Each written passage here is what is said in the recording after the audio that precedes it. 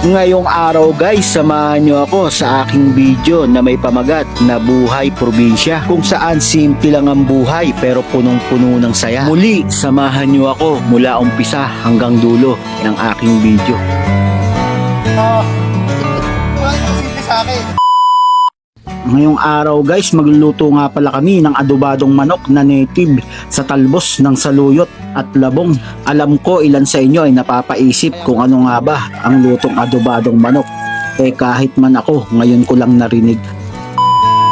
Bago natin umpisa ng pagluluto guys, samahan nyo muna kami magpakain ng alagang mga baboy. At dito rin nagumpisa kung bakit kami nakapagluto ng adobadong native na manok. Kaya samahan nyo ako guys hanggang sa dulo ng aking video. Ayan guys, bali mag-ano nga pala tayo, mag-inject tayo ng vitamins para dun sa mga alagang mga baboy.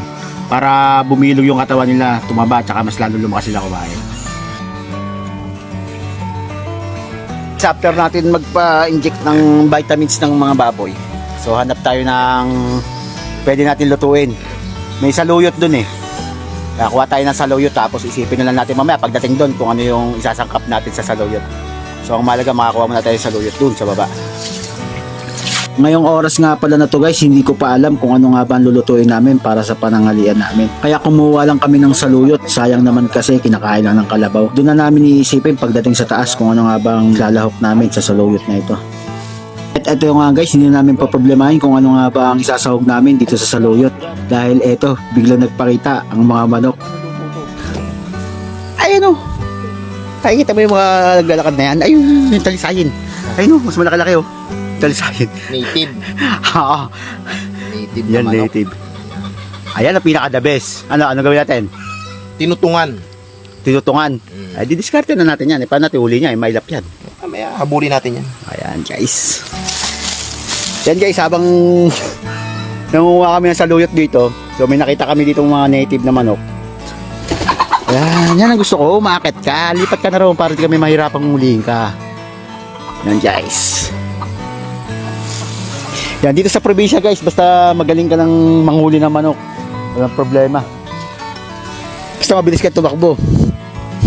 Speaking of takbuhan guys, mukha yatang mapapasubo yata ako. Kasi yung isang manok na uhulihin namin ay nakaramdam. Ayun, kuya ba?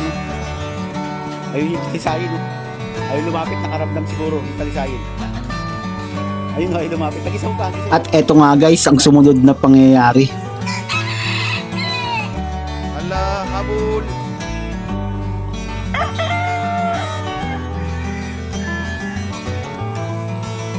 Habul, Julius, habul. Habul,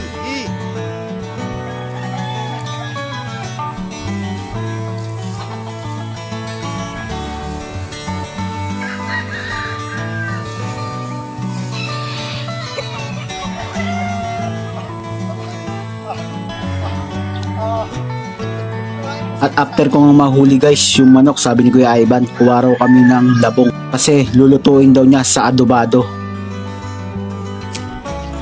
At sa mga hindi pa po nakakaalam kung ano nga ba ang labong. Ang labong po ay yung pausbong pa lamang po o yung patubo pa lang na kawayan. Guys, hanap pa tayo dun, wala na rito eh. So akyat ulit tayo. Bago makakuha ng labong, pahirapan. So ang daming tinik. Ayan guys, ano kayong diskarte gagawin? At after nga ng pahirapan sa paghahanap ng labong guys, ay bumalik na kami para i-prepared ang mga lulutuin. Bali ang unang ginawa nga namin dito guys ay hiniwa sa maninipis ang labong. At ako naman ay hiniwalay yung mga sirang dahon ng saluyot. At eto nga guys, malinis na rin ang manok. Tatadta rin na lang ni Kuya Ivan sa maliliit na part kasi papakuluan pa namin ito. Medyo magulang na rin kasi ang nahuli kong manok. Speaking of papakuluan, pinakuluan ko muna ang labong sa nagbabagang apoy. Speaking of nagbabagang apoy guys, nilagyan ng baga ni Kuya Ivan yung nyug na kinayod para daw lumabas ang aroma nito pag pinigana.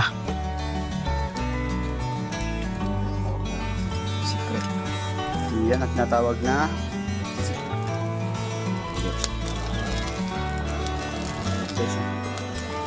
kaya so pagkatapos mo siyang tinakpan na guys. Mga ilang oras yan? 7. At chinik ko na nga rin ang nakasalang na labong kung malambot na. Sakto lang. Lutong-lutong. So, pwede na to. At isinalang nga dito ni Kuya Ivan ang karne ng manok sa kalderong walang mantika.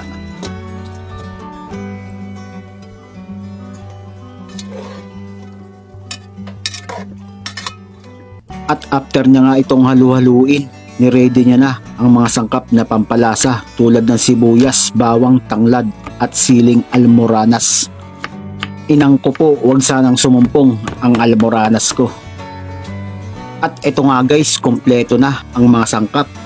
And guys, ready na yung sangkap natin. Ito na yung labong, yung saluyot, yung siling almoranas, yung bawang, sibuyas, tanglad, tapos yung gata, yung binagaan kanina, tapos yung native na manok. Ayan. Direk, ano pang inaantay? Pasok! Music!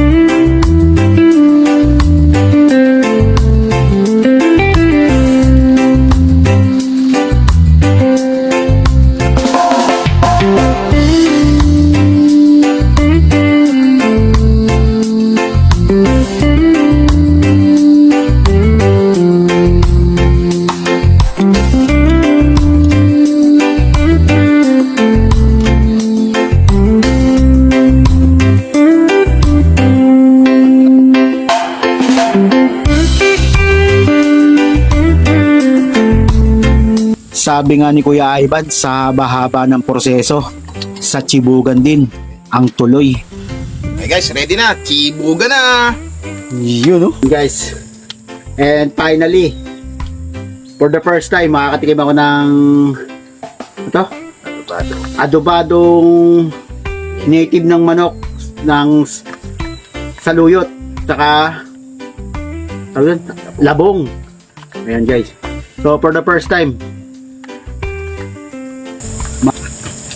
unang kagat.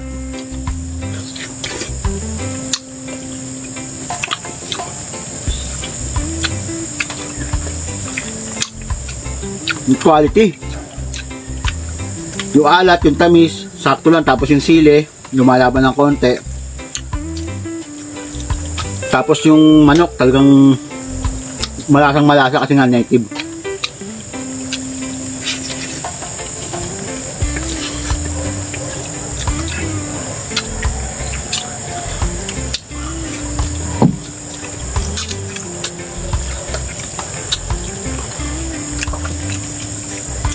Kain tayo guys.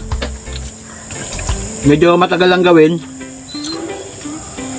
Nag-start kami ng alas 11. Nagutom kami ng alas 12. So nagsain kami, kumain kami ng konti. Kaya lang imang ulam namin kanina. Yung tawag na, tinapa. Tapos yung hapunan namin, ito yung pinanghapunan namin. Medyo matagal lang talaga kasi gawa ng yung native natin, 2 years old, no? Nabusisi pati. Nabusisi. Tsaka mabusisi. Maraming mabusisi. Duri mo, susunugin mo pa. Sagana pa tayo labong. Kain tayo guys. At kung umabot ka sa dulo ng aking video, baka pwede kong mahingi ang iyong pag-like and share para mas lalo akong ganahan gumawa ng ganitong content.